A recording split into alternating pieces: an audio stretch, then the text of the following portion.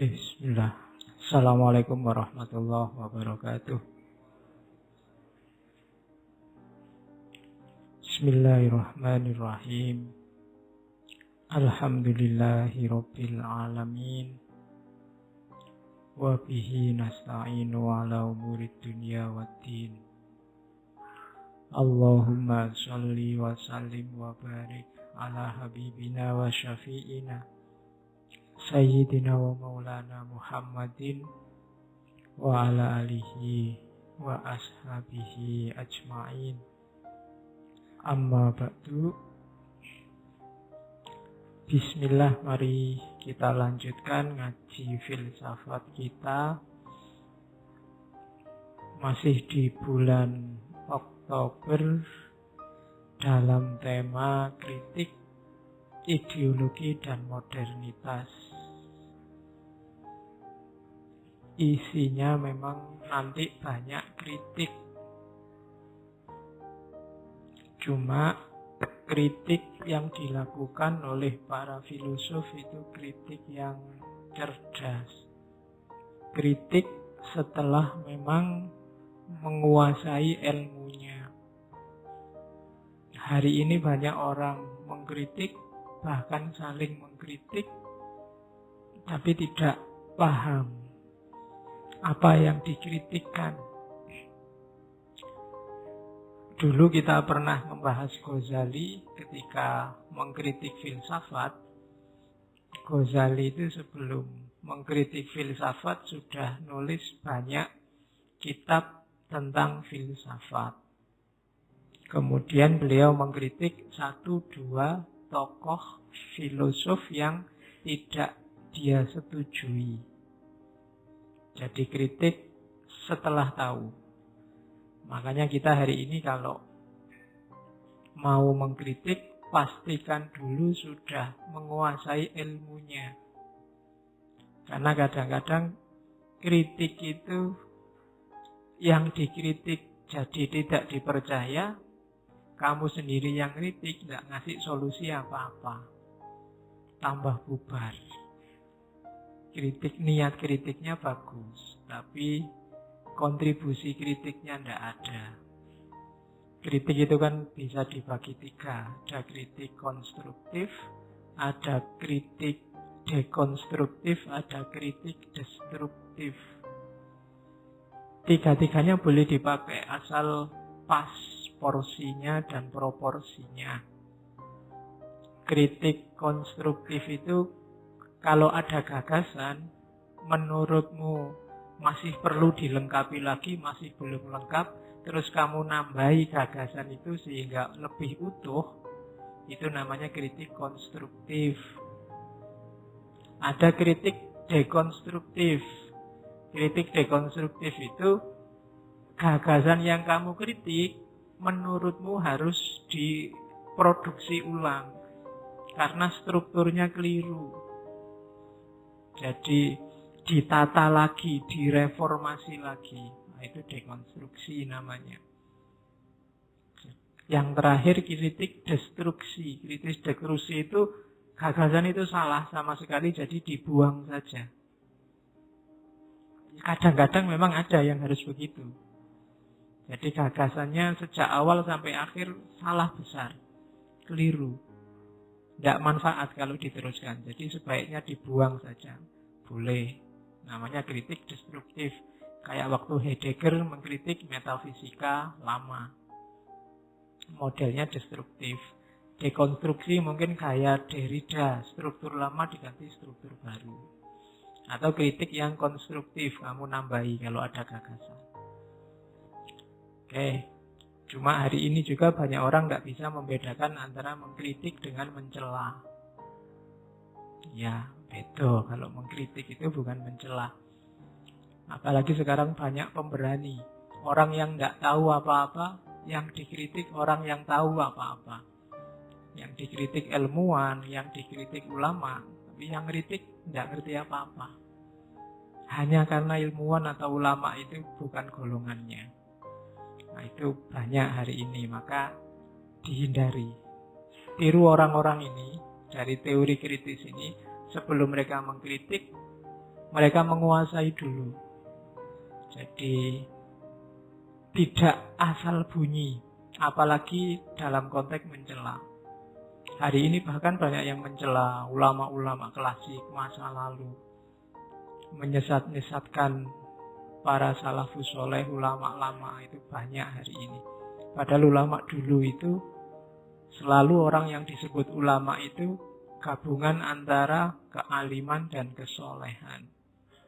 Ilmunya dalam, perilakunya soleh. Dan ini digabung biasanya kalau zaman dulu. Dan banyak riwayat yang begitu. Saya ingat ceritanya penulis kitab Jurumiyah itu. Saking tawaduknya, saking khawatirnya ilmunya tidak manfaat. Setelah kitab Jurumiyah selesai, Syekh Muhammad bin Dawud, setelah kitab Jurumiyah selesai, dibuang ke sungai. Katanya Syekh Muhammad bin Dawud, ya Allah, kalau kitabku, tulisanku ini ada manfaatnya, bisa manfaat buat umat, biarkan dia di situ tidak basah. Tapi kalau tidak ada manfaatnya, hilang saja, ikut arus sungai. Makanya dikasih judul Jurumiyah. Jurumiyah itu mengalirlah air. Karena memang dibuang di sungai sampai. Tapi ternyata tidak hanyut ya. Tetap di situ di depannya Syekh Muhammad Dawud. Baru beliau berani menyebarkan tulisannya. Padahal cuma kitab Nahwu. Itu ulama zaman dulu.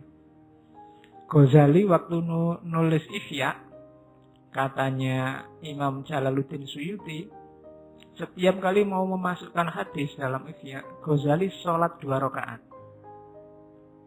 Terus tulisan hadisnya dibau, dicium. Kalau baunya wangi dimasukkan. Unik ya. Itu tapi katanya Imam Jalaluddin Suyuti. Sekarang banyak yang mengkritik Ghazali dengan Ihya-nya, dianggap pakai hadis dhaif lah, pakai hadis maudhu lah. Tapi Ghazali punya cara sendiri untuk mentaskhih hadis. Dibau tulisannya, kalau baunya wangi berarti itu sah. Itu para ulama zaman dulu begitu. Atau Ibnu Arabi. Ibnu Arabi itu katanya Ibnu Hajar Haytami waktu dia nulis Futuhat Makkiyah itu, begitu kitabnya jadi dibuang ke atas Ka'bah. Ditinggal setahun. Katanya Ibnu Arabi, kalau memang kitab itu manfaat, ya dia akan utuh. Tapi kalau nggak manfaat, biar aja hancur. Setahun itu, padahal di tahun itu aja badai, ada hujan. Setelah setahun dilihat, kitabnya masih utuh. Dan Ibnu Arabi berani menyebarkan kitab itu. Itu ulama dulu, makanya kalau kita mengkritik apalagi mencela mereka, levelnya terlalu jauh. Jadi itu anak TPA yang mengkritik profesor. Jadi tidak makom. Maka tugas kita sekarang jangan sibuk dulu ke sana, sibuknya memperdalam wawasan pengetahuan. Akan lebih manfaat. Syukur-syukur kalau memang harus kritik, ya kritik yang konstruktif, yang nambah-nambah. Mungkin ada temanmu gagasannya kurang lengkap, ya kamu lengkapi. Malam ini kita ketemu beliau, Jürgen Habermas, filosof Jerman yang masih hidup. Beliau lahir 1929, sekarang 2017, berarti sekitar 88 usianya. Jadi termasuk berumur panjang. Ngalami, kalau di Indonesia berarti beliau ngalami penjajahan Belanda, penjajahan Jepang, Soekarno, Soeharto, SBY, sampai hari ini Jokowi. Sudah luar biasa, berumur panjang. Cuma ya profesor, cuma beliau kalau sekarang sudah pensiun, sudah terlalu tua. Sekali 2 kali mungkin ngisi-ngisi diskusi, undangan seminar. Tidak lagi seaktif dulu, tapi gagasan-gagasannya masih jadi kajian hangat sampai hari ini. Teman-teman yang kuliah filsafat, kuliah mungkin sosial, sosiologi, ilmu sosial mungkin kenal dengan beliau. Atau ilmu komunikasi mungkin juga kenal dengan beliau. zaman awal-awal karirnya Habermas ini idolanya mahasiswa. Karena gagasan-gagasan kritisnya. Mahasiswa itu kan seneng kalau diajak ngeritik-ngeritik, itu senang deh. Mencela-mencela, menjatuhkan, itu senang. Apalagi teorinya disediakan oleh Habermas. Meskipun nanti belakangan ketika mahasiswa itu demo dan anarkis dan kekerasan, terus Habermas nulis buku tentang itu, bikin tulisan tentang ketidaksetujuannya dengan gerakan mahasiswa, ganti kemudian dia dibenci oleh mahasiswa. Tapi bagi ilmuwan besar seperti Habermas, disukai apa dibenci tidak masalah. Karena tugasnya filosof ilmuwan itu ya kalau benar ya diomongkan benar, kalau salah ya diomongkan salah. Kecuali ilmuwan pesenan yang dibayar.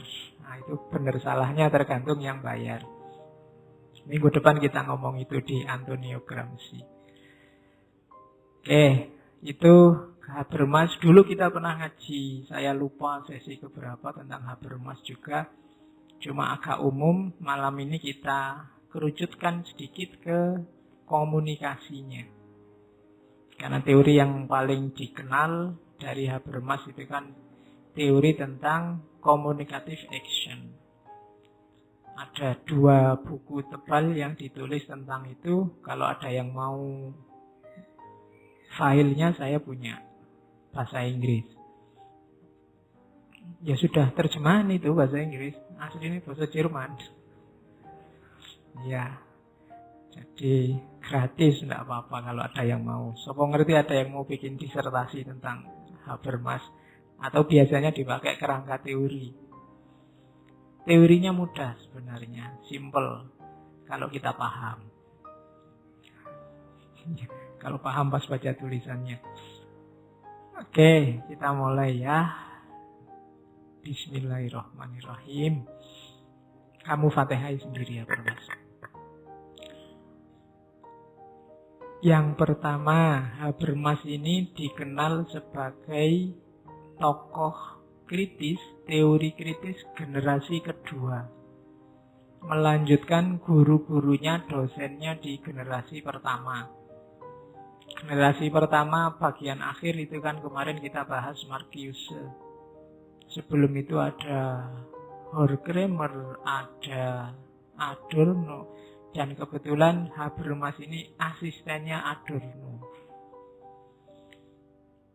Meskipun nanti setelah dibenci mahasiswa di Frankfurt, dia pindah ke Institut Penelitian Max Planck. Dan di Max Planck ini dia nulis banyak. Buku-bukunya sebagian besar ditulis di sana setelah dia pindah dari Frankfurt. Tapi ilmu-ilmunya semua digali dari guru-gurunya. Habermas ini tidak mengkritik gagasan teori kritis pertama, tapi dia melihat ada beberapa kelemahan dari teori kritis generasi pertama. Yang kemarin kita bahas dengan berbusa-busa itu, Marcuse. Sekarang Habermas menunjukkan bahwa ada kelemahannya. Teori kritis generasi pertama itu setelah mengkritik habis-habisan dunia modern, terus putus asa. Kalau penyakitnya sudah separah ini orang modern itu, obati apa terusan? Itu generasi pertama bingung. Itu saya ringkes itu kan. Secara umum teori kritis itu kan mengkritik modern dalam hal 1, 2, 3, 4, 5, 6. 6 hal. Yang pertama, cara berpikir objektif. Ilmu apapun dipahami dalam paradigma objektivitas. Objektivitas itu semua diperlakukan seperti objek. Membaca manusia sama membaca laptop itu metodenya sama. Objektivitas, dijadikan objek. Itu orang-orang awal, itu yang nanti dikenal sebagai teori tradisional. Jadi teori lama itu segalanya dianggap objek yang pasif, kayak barang. Bahkan membaca manusia kemarin kan dalam dunia psikologi. Manusia itu diasumsikan ya dia kayak benda. Aktivitas jasmaniah, rohaniahnya itu ya bisa diukur secara kuantitatif. Termasuk emosi-emosimu, termasuk hasratmu, termasuk itu ada hitungan kalkulasi objektifnya. Misalnya ada psikologi yang jenisnya behavioristik. Behavioristik itu ya apa-apa itu tergantung, kalau batin biasanya tergantung hormonmu, tergantung zat-zat kimia dalam dirimu. Dulu pernah saya ceritakan itu waktu saya nulis tentang filsafat cinta itu, bahwa bagi perspektif ini cinta itu gejala kimiawi. Jadi kalau orang sedang jatuh cinta itu dalam dirinya diproduksi hormon tertentu yang membuat orang menggebu-gebu. Itu bukan urusan rasa tapi urusan hormon ini. Dan hormon ini bisa habis. Gawatnya di situ. Itu yang bikin secakep apapun pacarmu dalam waktu tertentu jadi nggak menarik lagi. Coba aja, kalau kamu pacaran berapa tahun, kadang-kadang dulu perasaan cakep tapi kok sekarang lebih menarik temennya ya. Iya, itu tanda-tanda berarti hormonmu sudah mulai habis. Nah nanti kalau kamu ganti lagi, mungkin ganti pasangan, hormonnya diproduksi lagi dengan banyak. Nah, makanya besok kalau kamu merasa sudah ini sudah tidak ada rasanya, berarti saatnya ganti. Biar hormonnya diproduksi lagi. Oke, jangan-jangan itu rahasia di balik poligami. Kamu kan selalu komplain, istrinya sudah cantik-cantik begitu kok masih kawin lagi. Lu itu hormonnya sudah habis. Jadi butuh penyegaran lagi. Membacanya matematis begitu. Termasuk untuk hal-hal yang sifatnya sebenarnya ya kamu menyebutnya rasa, intuisi. Kalau psikologi misalnya anak kecil umur sekian terikat sama orang tua, umur sekian terikat sama temannya, umur sekian baru mengenal lawan jenis, umur sekian baru ngerti apa itu jatuh cinta. Itu kan eksak. Padahal enggak se-eksak itu manusia. Hari ini anak SD kecil-kecil itu di HP-nya ya sudah beda sama kalian dulu. Mungkin zaman kalian SD masih belum pakai baju, belum pakai celana, main-main di luar. Sekarang temennya cowok sama cewek ngobrol dia sudah rame. Wah pacaran ya. Wah, gitu. Anak SD sudah ngerti begitu. Teori psikologi yang daki-daki gugur semua. Ternyata tidak bisa begitu. Kamu kan berteori kalau orang ini dikasih didikan moral yang bagus sejak kecil, mungkin ditaruh di pondok sampai besar, maka dia akan jadi orang mulia. Tapi ya banyak contoh sudah sejak kecil pondok, begitu jadi pejabat, ya curang. Tidak cocok sama teorinya, karena memang yang dibaca manusia. Manusia itu tidak eksak. Itu yang dikritik oleh Madhab Frankfurt. Jadi paradigma objektif. Semuanya dianggap kayak objek yang pasif. Kayak benda. Kemudian yang kedua, modern itu sangat banyak teori yang mandul praksisnya. Mandul dalam praksis itu teorinya ruwet tinggi-tinggi, tapi tidak mengubah masyarakat apa-apa. Tidak ada gunanya. Buku di perpus jutaan numpuk, tapi masyarakat ya masih gitu-gitu aja. Tidak ada efeknya. Nah itu dipertanyakan oleh Madhab Frankfurt.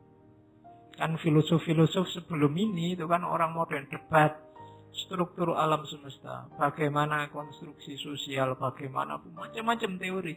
Tapi tidak mengubah apa-apa. Masyarakat ya tetap jalan aja kayak biasanya. Itu kayak hari ini orang rame debat teori macam-macam, masyarakat alah ngapain ribut-ribut, yang penting cari uang, yang penting anak sekolah, yang penting bisa makan. Jadi tidak nyambung sama praksisnya. Itu yang dikritik. kontribusi nyatanya teori itu untuk masyarakat apa? Itu yang tidak ada, katanya teori kritis. Makanya Karl Marx itu dengan filsafat Marxismenya kan dia pernah bilang, ya filosof itu membahas dunia dalam-dalam. Padahal yang penting bukan itu. Yang penting itu gimana caranya mengubah masyarakat. Dan itu yang dikritikkan oleh mazhab Frankfurt. Yang ketiga, tidak emansipatif. Jadi emansipasi itu kan mengubah situasi jadi lebih baik. Emancipate, bikin orang naik kelas. Banyak teori yang tidak emansipatif. Tidak emansipatif itu ya tidak membuat masyarakat lebih baik. Kita akan kenal istilah emansipasi wanita, emansipasi perempuan. Banyak teori itu tidak meningkatkan derajat hidup masyarakat. Ada beberapa kajian yang mengkritik kajian Islam klasik misalnya. Dulu para ulama itu misalnya tradisi kalam. Tradisi kalam itu kan debat langit semua. Membaca masyarakat tidak bisa. Masyarakat situasinya saat itu kayak gimana, datanya susah. Karena jarang yang nulis. Paling yang agak komprehensif Ibnu Khaldun. Ketika zaman Al-Kindi, ketika zaman Ibnu Rus, itu situasi masyarakat seperti apa ya? Secara sosial. Kemudian secara budaya ada apa saja. Itu kan susah nyari informasinya. Karena sebagian besar kajian tentang langit. Besok kita di akhirat bisa melihat Allah apa enggak. Kira-kira yang banyak dosanya masuk surga apa neraka. Terus kan banyak diskusi-diskusi spekulatif. Ada yang bilang banyak dosa langsung masuk neraka. Meskipun Islam. Ada yang bilang ya enggak, Allah Maha Pengampun, mesti diampuni. Ada yang bilang banyak dosa ada di tengah-tengah. Jadi ya enggak. Kan itu manzilah bainal manzilatain. Ya tidak langsung masuk surga, ya tidak masuk neraka. Jadi dia bingung, tolah-tolah. Jangan-jangan itu termasuk kita kan, kita banyak dosanya tapi yang muslim. Jadi besok kita bareng-bareng aja yang ngobrol. Ini surga tidak boleh, neraka enggak. Oke, jadi itu kan diskusi langit.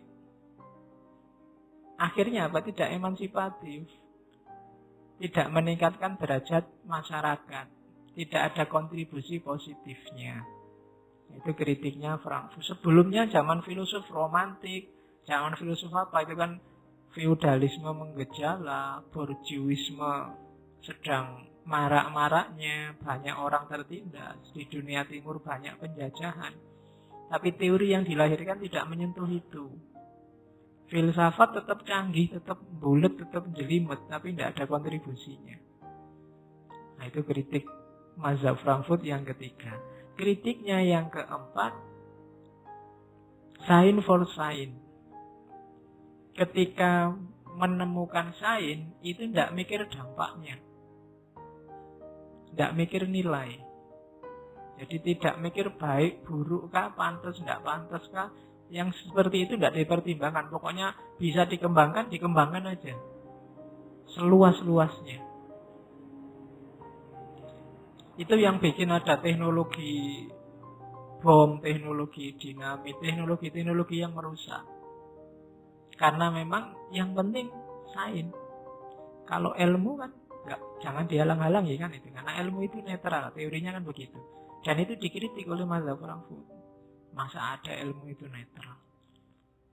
Nanti dijelaskan lebih jauh oleh Habermas. Setiap ilmu ada kepentingannya. Tidak mungkin value free, tidak mungkin bebas nilai. Ilmu apapun. Ya meskipun ada kepentingan yang sifatnya baik, ada yang tidak baik. Jadi sign for sign. Itu yang dikritik. Janganlah. Karena setiap orang itu punya kepentingan, maka kepentingan harus diperhatikan. Biar tidak keliru. Kita mengembangkan ilmu apa, itu kan untuk kepentingan apa. Terus, yang kelima, sains sebelumnya, filsafat-filsafat sebelumnya, gagasan-gagasan sebelumnya itu sebagian besar melanggengkan status quo. Nanti ini dikritik secara tajam oleh Foucault, misalnya dengan relasi kuasanya, bahwa sains yang anti status quo biasanya terus di-pressure. Kayak beberapa ilmuwan saintis barat yang sempat dieksekusi. Jadi boleh mikir apa saja asal tidak nabrak status quo, struktur yang sudah dianggap mapan. Nah, itu kritiknya mazhab Frankfurt. Yang terakhir, mazhab Frankfurt juga mengkritik melupakan historisitas, aspek kesejarahan. Para filosof, para ilmuwan sebelumnya lupa bahwa gagasan apapun, teori apapun itu muncul dalam konteks sejarahnya sendiri-sendiri. Kenapa muncul gagasan misalnya sekularisme di Barat? Karena saat itu orang Barat sedang putus asa sama yang namanya agama, sama yang namanya gereja yang sangat hegemonik, sangat dominatif. Terus muncul gagasan sekularisme. Jadi ada sejarahnya. Kenapa muncul gagasan Marxisme, komunisme? Karena saat itu revolusi industri besar-besaran, relasinya sekarang relasi majikan sama buruh, pemilik modal sama pekerja. Dan terjadi dominasi kezaliman luar biasa dari yang punya modal ini pada pekerjanya. Strukturnya sangat menguntungkan pemilik modal, sangat merugikan para pekerja. Lahirlah teori Marxisme. Itu namanya historisitas ide. Tidak ada ide yang lahir dari ruang kosong. Itu yang dilupakan. Setiap ilmuwan, setiap filosof sebelumnya merasa, ya gagasanku ini yang paling baik, yang paling benar, universal, kapanpun dan dimanapun. Padahal itu cuma sesuai sejarahnya sendiri. Apapun yang kita anggap benar hari ini di kepala kita, itu kan dibentuk oleh sejarah kita masing-masing. Aliran apa yang kita anggap baik dan benar hari ini, itu kan ada rentetan sejarahnya. Mungkin bapakmu ya di aliran itu, lingkunganmu aliran itu, sekolahmu ya di sekolah yang orientasinya ke aliran itu, dan seterusnya. Jadi menurutmu hari ini yang benar ya aliranmu. Nah, itu historisitas namanya, ada sejarahnya. Indonesia sampai bikin dasar namanya Pancasila juga ada sejarahnya. Tidak lahir dari ruang kosong. Apa-apa itu ada historisnya. Yang itu dilupakan. Seolah-olah kalau ada teori, ada ilmu, itu murni gagasannya universal, objektif. Tidak. Lihat sejarahnya. Sosiologi punya teori misalnya bahwa orang desa itu cenderung rukun dan orang kota cenderung individual. Itu pasti ada sejarahnya. Siapa yang punya teori, dia melihat kemana, daerah mana pada waktu kapan. Itu kan menentukan. Teori sosiologi ini mungkin hari ini tidak laku untuk Indonesia abad 21 di daerah Kolombo atau di daerah Jogja misalnya. Orang desa dan orang kota tidak ada bedanya. Misalnya, yo sama-sama sudah tidak terlalu rukun lagi, pertimbangannya sama-sama materi, sama-sama. Itu kan teorinya berubah. Ketika apa? Konteks sejarahnya berubah. Jadi 6 hal ini menurut mazhab Frankfurt, teori kritis jadi kelemahannya peradaban yang kita sebut sebagai modern. Teori ini nanti jadi basisnya teori kritis. Nah, akhirnya cuma generasi awal teori kritis gagal. Katanya Habermas, teori kritis itu akhirnya pesimis. Nah, kalau situasinya sudah separah itu, semuanya sudah tunduk habis-habisan pada struktur, nggak ada lagi yang bisa dilakukan. Kita sudah ditelan oleh peradaban yang namanya modern. Kemarin dijelaskan panjang lebar oleh Marcuse dalam kita ini jadi one dimensional man. Manusia satu dimensi. Kalah sama HP-mu sudah 3 dimensi. Kamu masih satu dimensi. Jadi akhirnya begitu. Ujungnya setelah tadi ngeritik panjang lebar, terus gimana? Putus asa sudah. Teori kritis generasi pertama. Susah keluar dari jeratan itu. Kita jadi makhluk satu dimensi. Nah, lahirlah generasi kedua. Diwakili oleh Habermas. Nanti ada generasi ketiga. Jadi Habermas melihat, dia mencermati gagasan guru-gurunya. Akhirnya dia menemukan ada kelemahan-kelemahan besar dari gagasan sebelumnya. Yang pertama adalah cara berpikirnya teori kritis awal masih kayak yang dikritik sebelumnya. Jadi masih model subjek-objek dalam memahami sesuatu. Dengan cara semacam ini, hasilnya nanti sama saja. Sekarang kita dikuasai modern, seandainya dibalik terus gagasan teori kritis menang, gantian nanti teori kritis menguasai yang sekarang punya paradigma modern. Cuma gantian menguasai kalau modelnya subjek-objek. Orang modern menghegemoni alam, subjek-objek, objeknya alam. Nanti gantian orang kritis menghegemoni paradigma modern. Itu yang belum diperhitungkan oleh guru-gurunya. Kita mengkritik koruptor karena nggak dapat jatah korupsi. Kalau dapat jatah gantian, kita yang korupsi. Nah, itu yang tidak diperhatikan, katanya Habermas oleh teori kritis. Dia bisa jatuh kayak yang dikritik. Kalau dia mengklaim, yang benar itu yang teori kritis ini, semuanya salah semua. Akhirnya jatuh ke lubang yang sama. Karena logikanya subjek-objek. Dulu orang modern mengobjektivasi alam, semuanya dipandang secara eksak. Sekarang orang kritis mengobjektivasi modern yang dianggap keliru. Ya, itu bagi Habermas, sama saja nanti jatuhnya kayak yang dikritik. Sekarang dijajah, maka marah-marah. Besok kalau punya kuasa, gantian menjajah. Sama saja problemnya. Nah, jadi kesalahan pertama katanya Habermas itu. Kemudian yang kedua, selain mengobjekkan, juga melakukan objektivasi. Objektivasi itu membacanya juga mirip kayak orang modern generasi pertama. Seolah-olah modern itu mesti begitu. Makanya harus dikritik. Itu kan sama saja. Padahal manusia itu tidak sesederhana itu. Manusia itu kompleks. Termasuk manusia yang modern tadi. Tidak bisa digeneralkan, tidak bisa digeneralisasi bahwa modern itu hanya itu saja. Kalau cara berpikirnya begitu, penyakitnya sama kayak orang modern, melakukan objektivasi. Situasinya sekarang berubah, tidak sesederhana itu. Oke. Kayak di Indonesia ini loh, kan susah loh Indonesia itu disebut modern apa tidak modern kan susah. Kita sebut sudah modern kok kelihatannya belum. Cara berpikirnya masih agak-agak gimana gitu.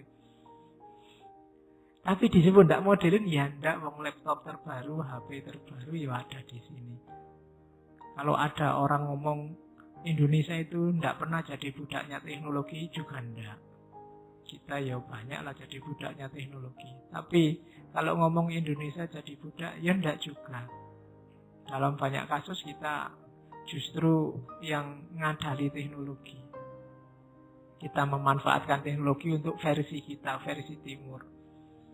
Memanfaatkan teknologi untuk timur itu kan kliniknya tetap, tapi teknologinya jalan. Sehingga kan begitu. Hasilnya nanti kan bawa kamera ke kuburan. Itu orang-orang mazhab Frankfurt mesti bingung itu. Ini ketoke wis modern tapi bawa kamera ke kuburan. nyari tanda-tanda hantunya ada di mana, ya padha wae. Ya kan? Oke, mau kuliah di fakultas teknik biar bisa diterima ke dukun. Loh, itu kan kontraproduktif loh. Teknik itu kan sangat rasional, tapi biar diterima malah ning dukun. Itu kan tidak nyambung. Oke. Jadi itu yang dikritik oleh Habermas. Tidak. Situasinya tidak sesederhana itu.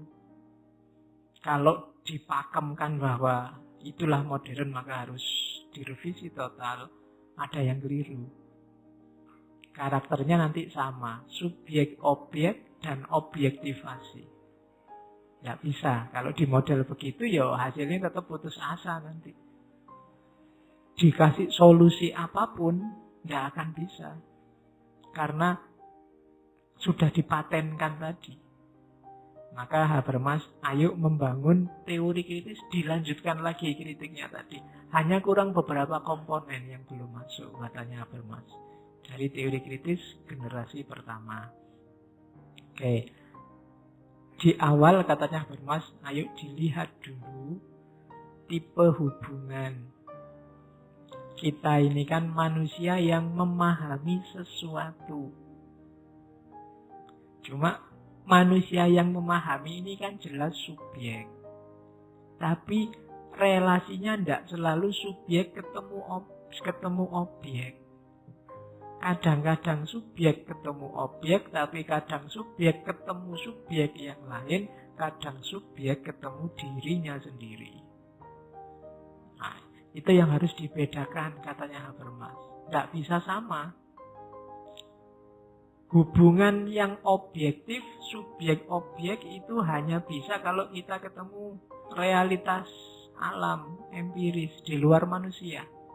Itu subjek-objek. Saya ketemu mikrofon ini, itu subjek-objek. Saya ketemu masjid, subjek-objek. Tapi kalau saya ketemu takmir, bukan subjek-objek, tapi subjek-subjek. Subjek-subjek itu kan, loh itu kalau saya ngobrol sama takmir, bukan saya menjadikan takmir objek. Karena bisa jadi bagi takmir saya yang objek. Jadi relasinya bukan subjek-objek, tapi subjek dengan subjek. Hubungan antar manusia. Namanya dunia sosial. Dan pasti tidak sama kalau kita berhadapan dengan alam. Kalau berhadapan dengan alam yang eksak, itu objeknya tidak bisa berpengaruh ke sini. Kebalikannya kita yang mempengaruhi objeknya. Objeknya pasif. Diapain aja mau. Misalnya teh ini. Teh ini mau saya buang di situ, mau saya minum, mau saya kasihkan kalian, itu manut, dia tidak protes. Dicoba ya, misalnya mau saya minum.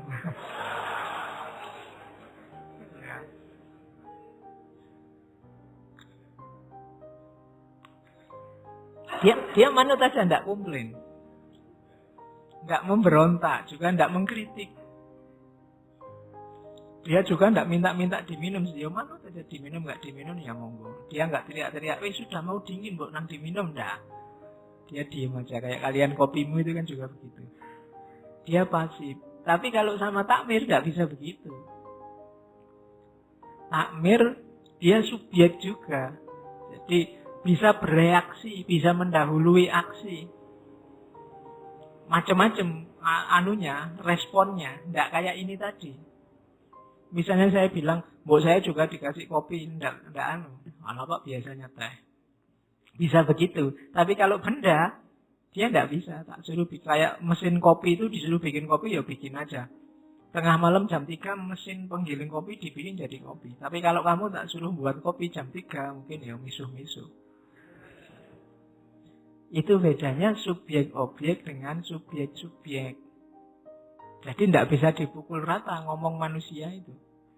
Ada lagi subjek dengan itself, subjek dengan dirinya sendiri. Banyak loh yang hubunganmu dengan dirimu sendiri itu. Apa? Membaca dirimu. Ketika saya tadi memutuskan minum, itu kan saya sedang berhubungan dengan diriku sendiri. Kok haus ya? Enaknya minum aja, Pak. Oh, itu kan dengan diriku sendiri. Atau nanti ajalah sekalian. Atau itu kan hubungan dengan diriku sendiri. Jadi subjek dengan itself. Subjek dengan dirinya sendiri. Rumusnya juga beda. Dengan subjek-subjek tadi. Karena subjek berhadapan dengan di luar diriku tapi manusia. Kalau subjek dengan itself, dengan manusia juga tapi yang ini yang di dalam diriku. Hasrat, keinginan, cinta, cita-cita, kebencian, memaafkan itu kan ada di dalam semua. Urusan subjek dengan dirinya sendiri. Beda tadi yang kedua, orang lain. Oh, itu rumus memahaminya harus beda, katanya Habermas. Jadi jangan dipukul rata. Manusia modern ada loh yang bagian bagusnya. Misalnya subjek objeknya luar biasa. Buktinya apa? Sains berkembang pesat. Temuan-temuan baru luar biasa dari orang modern. Kalau tidak ada modernitas, mungkin tidak ada mikrofon kayak gini, tidak ada laptop, tidak ada kacamata, tidak ada motor. Tapi karena kemampuan mengelola alam dengan relasi subjek-objek, manusia bisa menguasai alam. Kemudian melahirkan banyak temuan. Beda dengan hubungan antar manusia. Beda lagi dengan hubungan manusia dengan dirinya sendiri. Nah, 3 kategori ini nanti ada Habermas nulis satu buku khusus judulnya Knowledge and Human Interest. Ilmu, pengetahuan, dan kepentingan manusia. Nah, ada 3 wilayah tadi. Kalau kita belajar 3 dunia tadi, dunia subjek-objek, dunia objektif, atau dunia subjek dengan itself, dunia subjektif, atau dunia subjek dengan subjek yang lain, namanya dunia intersubjektif, akan melahirkan ilmu tersendiri. Dan kalau kita belajar, pasti ada kepentingannya. Baik itu kepentingan yang sifatnya positif atau negatif. Tapi karakter pastinya itu katanya Habermas ada di 3 itu. Yang pertama, dunia yang objektif, ilmunya, realitasnya disebut realitas empiris analistis. Empiris itu sesuatu yang sifatnya bisa diakses panca indera. Analistis itu ya pakai akal. Jadi dunia yang bisa diakses oleh akal dan panca indera, dunia objektif namanya. Ilmunya ya ilmu kealaman. Kalau anak sekolah di Indonesia ilmu IPA. Ilmu pengetahuan alam. Nature Wisdom Self. Kepentingannya apa? Belajar dunia subjek-objek. Kepentingan teknis. Makanya banyak berhubungan dengan ilmu teknik. Paham alam itu untuk kita manfaatkan secara teknis untuk kepentingan manusia. Namanya kepentingan teknis. Belajar teknologi hujan. Kapan ada hujan, hujan itu terbuat dari apa, dan seterusnya kan misalnya melahirkan teknis. Oh kalau gitu manusia bisa basah kena hujan. Lahirlah teknologi payung. Lahirlah teknis jas hujan. Terus orang yang punya rumah bikin talam. Pakai genteng, karena kalau nggak ada gentengnya kalau hujan banjir rumahmu. Nah itu kan belajar ilmu itu untuk kepentingan teknis. Jadi ada kepentingannya. Mungkin di sini ada yang kuliahnya eksak. Pak saya ilmu murni loh Pak. Tidak ada ilmu murni itu. Ilmu itu selalu ada kepentingannya. Ilmu saja kok Pak. Loh ya ada kepentingannya. Jangankan itu matematika yang 1 + 1 2 kan ada kepentingannya. Untuk menjumlah. Teknis kan itu. Jadi saya tanpa motif tidak mungkin. Jadi empiris analistis dunianya sifatnya objektif kalau kita belajar itu untuk kepentingan teknis. Ada dunia yang kedua, dunia subjektif yang tadi. Manusia dengan dirinya, subjek dengan itself. Realitasnya namanya realitas historis hermeneutis. Sifatnya subjektif. Karena penghayatan individual, ranahnya pengalamanmu, penghayatan pribadimu ada di dalam. Jadi sifatnya subjektif. Misalnya laptop ini. Laptop ini ukurannya 10 inci. Ini objektif, 10 inci itu bisa diukur. Tapi kalau laptop ini terlalu kecil, saya tiap kali harus pakai kacamata, itu subjektif. Karena bagi kalian yang matanya masih sehat, tidak butuh kacamata, ini sudah pas ini Pak, ukuran sekian. Kalau terlalu besar saya malah tidak suka. Itu kan subjektif. Setiap kepala beda-beda. Itu penghayatannya dalam dirimu yang di dalam. Ada dunia yang kalau belajar ilmu subjektif ini untuk kepentingan apa? Untuk kepentingan intersubjektif. Intersubjektif itu saling memahami. Saya kalau laptopnya kecil, membacanya susah. Terus kamu, saya juga gitu ya Pak. Saya masih muda tapi juga nggak terlalu jelas kalau lihat itu. Saya cuma jelasnya kalau lihat uang aja Pak. Kalau baca ini tidak terlalu jelas. Saya juga gitu sama. Itu kan intersubjektivitas namanya. Jadi dari situ saya bisa memahamimu. Saya pernah patah hati. Terus lihat kamu, saya juga pernah patah hati. Mesti kamu rasanya kayak yang saya rasakan dulu. Nah, itu intersubjektif. Pemahaman individu setiap orang kita pelajari gunanya apa? Biar kita bisa memahami orang lain. Dan kita terus saling memahami. Kan itu namanya intersubjektivitas. Nah, intersubjektivitas inilah nanti yang membentuk dunia namanya dunia sosial. Dunia hidup bersama orang lain.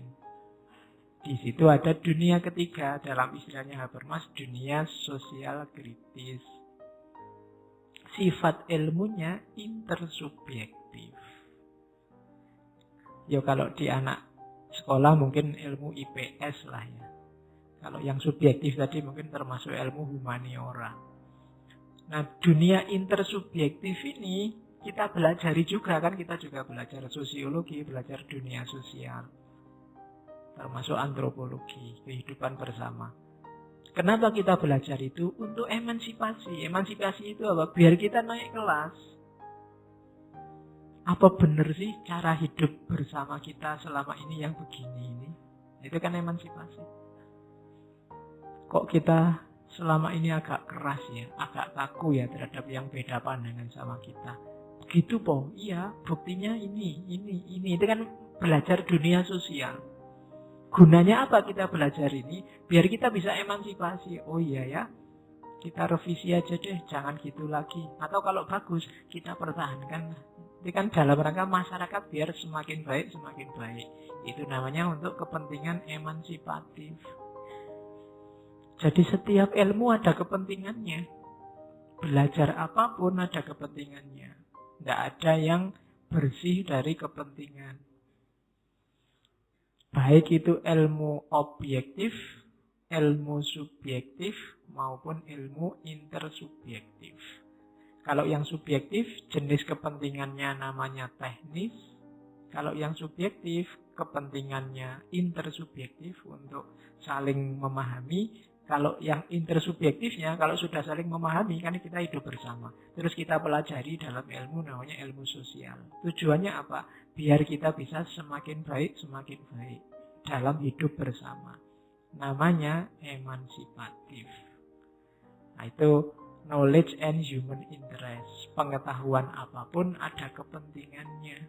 Ilmu apapun ada kepentingannya. Itu 3 klaster ilmu dari Habermas. Oke, sekarang kita mulai masuk ke teori kritisnya sebelum masuk ke komunikasi.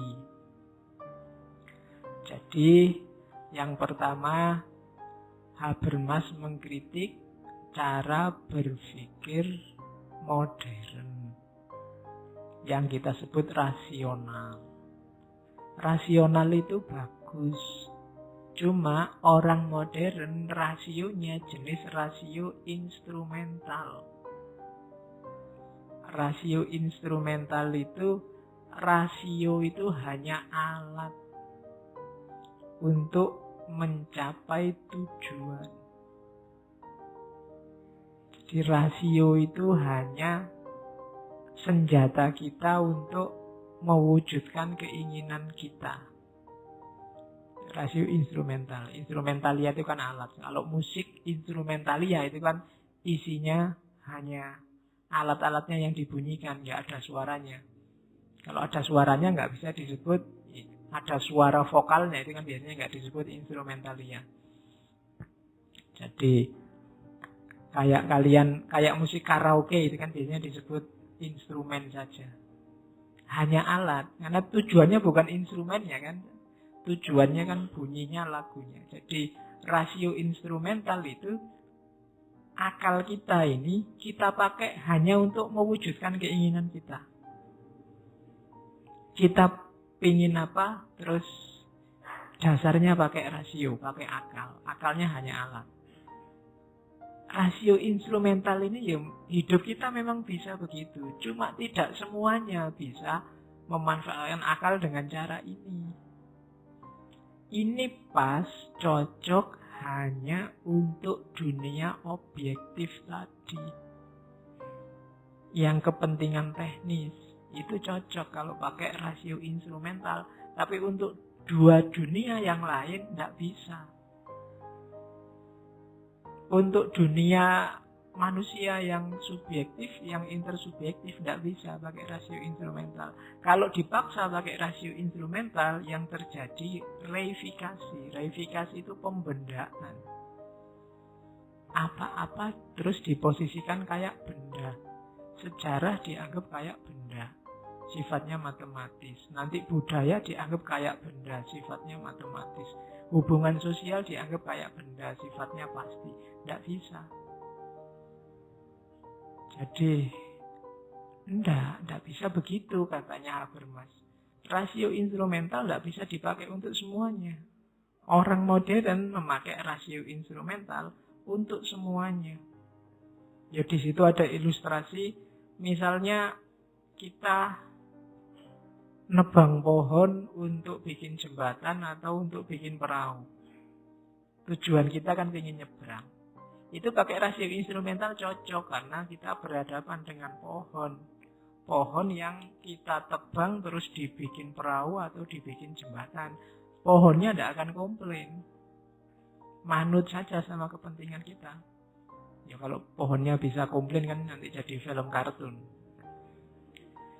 Ya dia manut aja mau dijadikan perahu kayak. Dia kan tidak akan usul, mbok saya jangan dijadikan jembatan biar nggak diinjek-injek, kan tidak begitu dia.